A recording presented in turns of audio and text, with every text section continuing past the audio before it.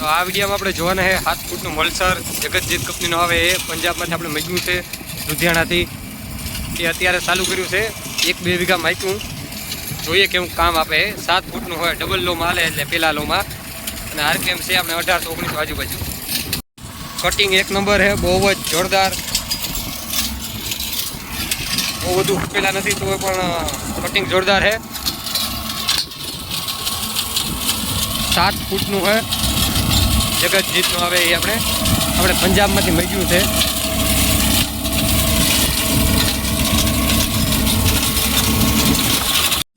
ટ્રેક્ટરે 50 speed છતાં પણ બહુ જ લોડ બધું આપે. ડીઝલની એવરેજતામાં ભૂલી જ જવાનું મોટા ભાઈ, 4.5 આજુબાજુ ભૂલી જાય. કારણ કે આરપીએમ વધારે તોડીને હાલે. જ્યારે પારી આવે ત્યારે તો બહુ જ વધુ દબાય ટ્રેક્ટર. 50 સ્પીડ હોય આપણે 551 આઈસર.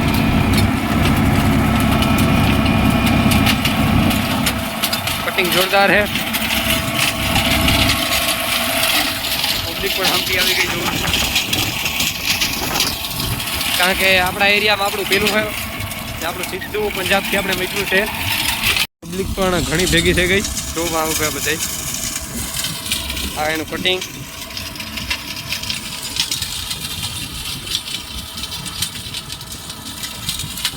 આપણે તો 1 નંબર રિઝલ્ટ લાગ્યું. 600 કિલો ઉપર છે, 650 આજુબાજુ. પણ જ્યારે પારી આવે ત્યારે ટ્રેક્ટર દબાય થોડું. હા ભાઈ, આગળ પારી ફોરે. આપણે કીધું કે જુગાડ લગાવ્યો કે પારી ફોરી નાખે જો તો થોડો વધારે ફરક દેખાય ટ્રેક્ટરમાં. યાર તો પારી ફોડવાનું ભાઈને કહી દીધું.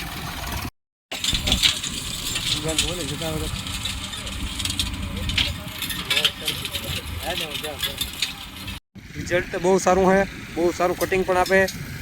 કે જે આ ઘઉં કટિંગ કર્યા હતા આપણે હાર્વેસ્ટર દ્વારા, એમાં હજુ લાંબો ટાઈમ નથી થયો. માત્ર 3 દિવસ જ થયા છે આ કટિંગ કર્યા એને. તો પણ જો કટિંગ કેવું હોય, જોરદાર કટિંગ છે, 1 નંબર. ટ્રેક્ટરનું પણ જોરદાર. આરપીએમ ડ્રોપ, હીટિંગ અને ડીઝલ એવરેજ બધું જોરદાર જ છે.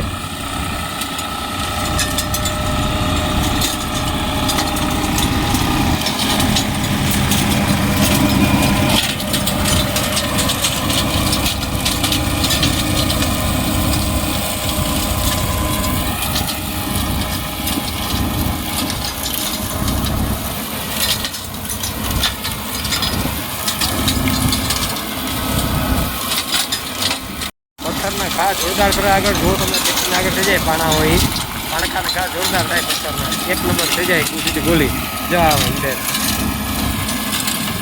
બહુ વધારે વિડીયો બોલતો નથી, એની પાછળ કોઈ કારણ નથી.